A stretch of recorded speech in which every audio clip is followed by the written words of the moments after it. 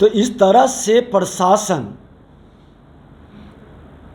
बहुसंख्यकों का हिंदुओं के आस्था को क्या सुरक्षा प्रदान करने में सक्षम नहीं है? क्या हम लोग अगर जो जाते तो प्रतिपक्ष का संवैधानिक पद पर हम लोग बैठे हुए भी हैं, संविधान के तहत प्रतिपक्ष का भी अपना अधिकार और सम्मान है।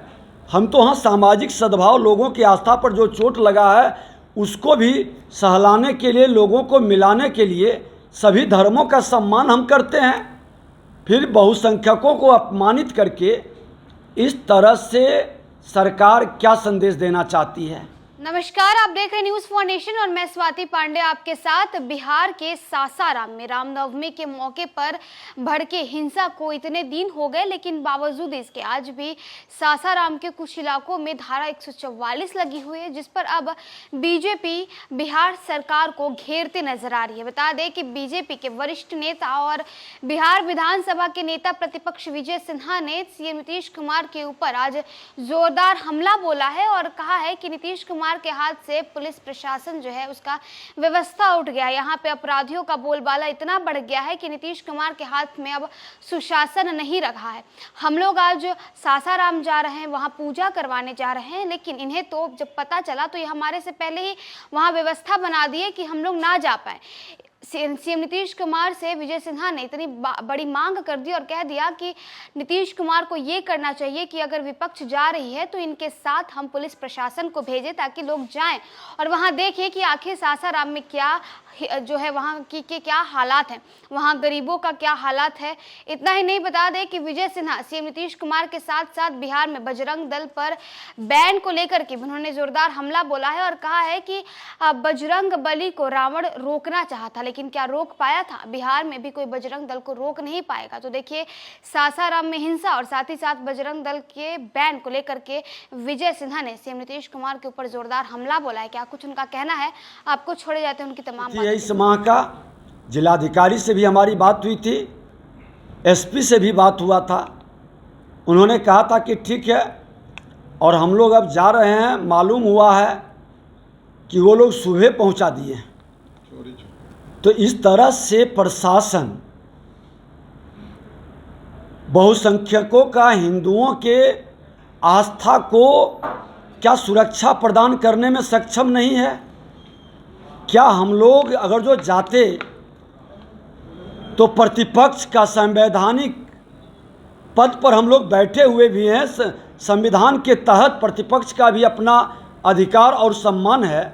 हम तो हाँ सामाजिक सद्भाव, लोगों की आस्था पर जो चोट लगा है उसको भी सहलाने के लिए, लोगों को मिलाने के लिए सभी धर्मों का सम्मान हम करते हैं। फिर बहुसंख्यकों को अपमानित करके इस तरह से सरकार क्या संदेश देना चाहती है? तुष्टीकरण की राजनीति से क्या राज सत्ता चल सकती है? एक पक्षीय व्यवस्था से क्या सरकार चला पाएगी?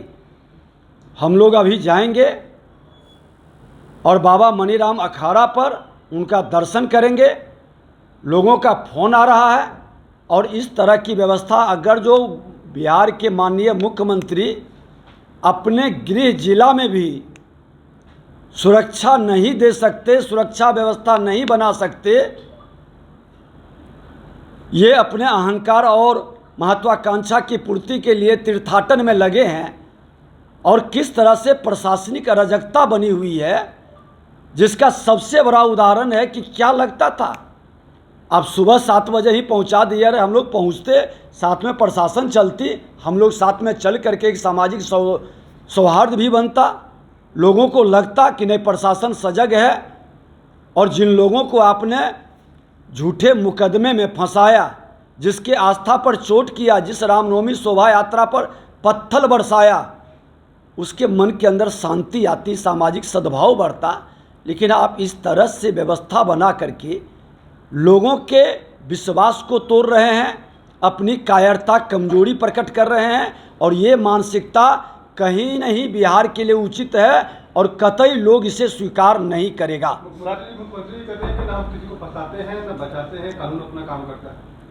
अगर जो नहीं बचाते हैं, नहीं फंसाते हैं, तो उनके कैबिनेट मंत्री इजराइल मंसूरी, जिस पर डायरेक्ट मृतक का परिवार एफआईआर करने जाता है और उनको कॉपी भी देते हैं, वो पढ़ते भी हैं, स्वीकारते भी हैं, एफआईआर क्यों नहीं होता है?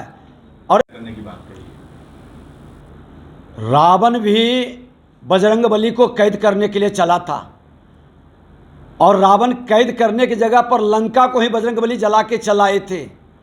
इन लोगों की जो लंका रूपी अपने साम्राज्य को बनाए हैं, प्रशासनिक अराजकता, अपराध और भ्रष्टाचार का जो माहौल खड़ा किए हैं, उस माहौल में हमारे बजरंग दल और बजरंगबली के स्वरूप में, राष्ट्र हित में, समाज हित में, सबके हित में, आपदा विपदा में काम करने वाले लोग पर जिस दिन प्रतिबंध लगाएंगे, इनकी लंका जल जाएगी और ये लोग कहीं दिखाई नहीं पड़ेंगे।